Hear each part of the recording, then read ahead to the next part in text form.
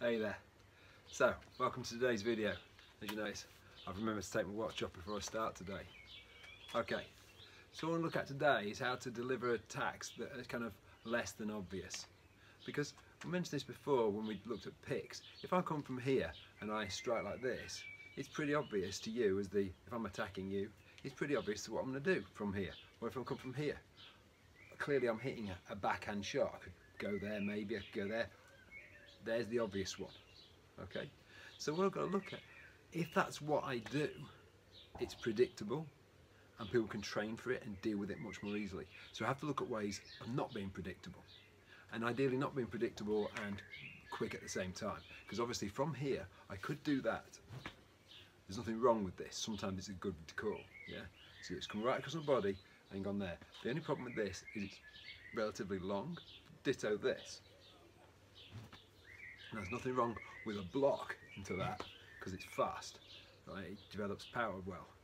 But if I just start from here and I'm fighting you and I do this, you're going to question whether it's quick. Whereas look how long it takes to this to develop, to strike, compared to this.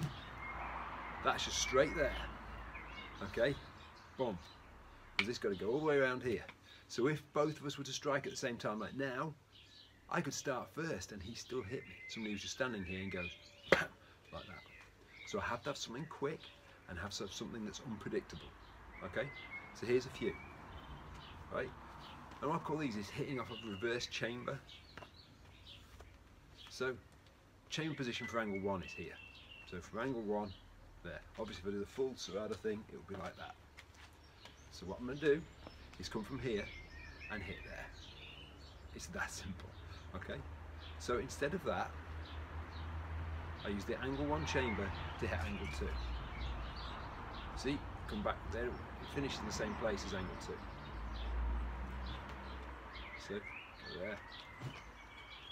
So, how do I practice this? It's really simple. I need to go somewhere where I can see what I'm doing. So stand facing a mirror or a window is ideal. Failing that, sunny day, look at your shadow. But you need to be able to mark where your hand goes. So look, I'm going to here, and you can see, if you look at me now, there's a line with my nose and my centre of my body and my hands on it. Yeah? And I'm going to there every time. Now I put this hand on it, and to my elbow of my other hand comes to it, see? Keep doing that. And I'm looking at everything about me.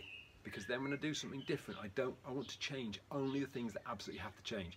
I don't want to go like that to there, but then do, oh, it's too much. It's a telegraphic movement. So, do a few of these, watching what I'm doing, and then do that. See? Every single time the stick ends by this ear, tip of the stick, as you see it, my hand ends just off my centre, this elbow ends just to the side of my centre, and then pop, hit there. 1, 2, 3. 1, 2, 3, 4. It's not a set pattern. Okay? Because then, well, can we move on and then we'll come to the because then. From here, angle 2 is the obvious one. Angle 2. Angle 2. But at some point I'm going to hit angle 1 off that.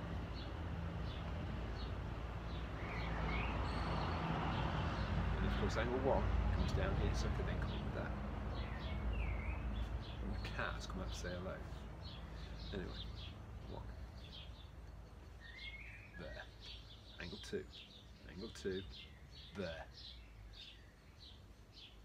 There. Now, this has huge advantages because if I'm doing something we talked about before about Sombrada, box pattern, so I'm going to block here, hit here, block here. Now the other person is going to expect me to hit there, or if he's giving me a 5-beat box pattern there, but it's a forehand, either forehand down or forehand flat. But if I go there and hit there, that makes him change totally what he's going to do. Because in the meantime he's gone 1, 2, and he's expecting to block that coming there, whereas instead he's now got to shift over and block the other side. Okay, likewise 1, 2, 3, block like that. Instead of coming there, I can come over there. Yeah. It gets better because if you do a 5-beat box pattern, look, 1, 2, 3, 4. Now everyone's expecting this to come here. Some people do it 12, some people do it 2. It doesn't matter. There, this kind of strike from here. Do it there. So now it goes. So I hit an angle 1 or even an angle 3 off it. Okay, from this position. So it starts with this kind of practice of hitting here, hit here, hit here, hit here. Okay, can do this off this one as well. So this is angle 3, and I can go angle 3, and I turn my body into it, turn my, and come out there. Boom. Now this has to be bigger because we're going to go further. It's not so big to go from here to here, or from here to here, but to go from here to here, which is possible. Just come.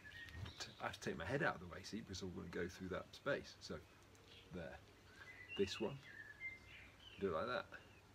So this can be practiced. You can practice any angle you want, right? And this is like a pick, but to my mind not a pick, because a pick I go more than half the way to it. As I said before, I was taught 51% of the way. So I come here. Oh, and when he's committed to the block, then I make him. Then I change line. On this is different because all I'm doing is going there from the beginning. See there. I've set out to do this. I'm just saying.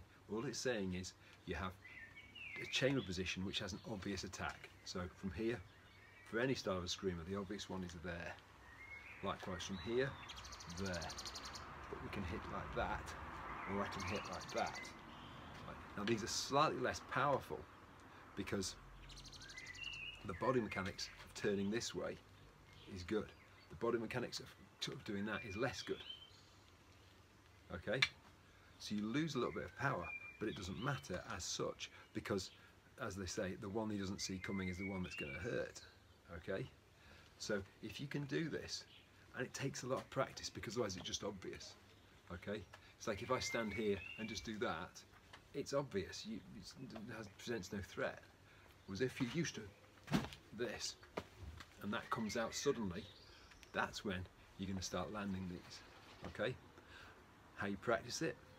Go from here. First of all, you have to get this kind of practice where you're used to just delivering things, and the only thing that's making difference is the angle of my wrist, really. And then it finishes differently, obviously. Okay? I do a lot of that in a mirror or a window. Next thing, I go to my tyre and start doing it for some power. Okay? Okay, so I can hit hard both ways. So give it some power shots. Bang, bang, bang, bang. Okay? Then put it into box pattern. Okay? And tell the person, I'm going to do this. Let's do box pattern like this. So it's not just a sort of circular rope drill. And then finally, you put it into some flow sparring. So medio contrada, where you're going at it lightly, and instead of just coming, what do I do here? I'm going to hit there. You can be, oh, I'm going to hit there. I'm going to block that, hit there. Block this, hit here. Okay? Rather than block this, hit, or block this, hit here. Alright?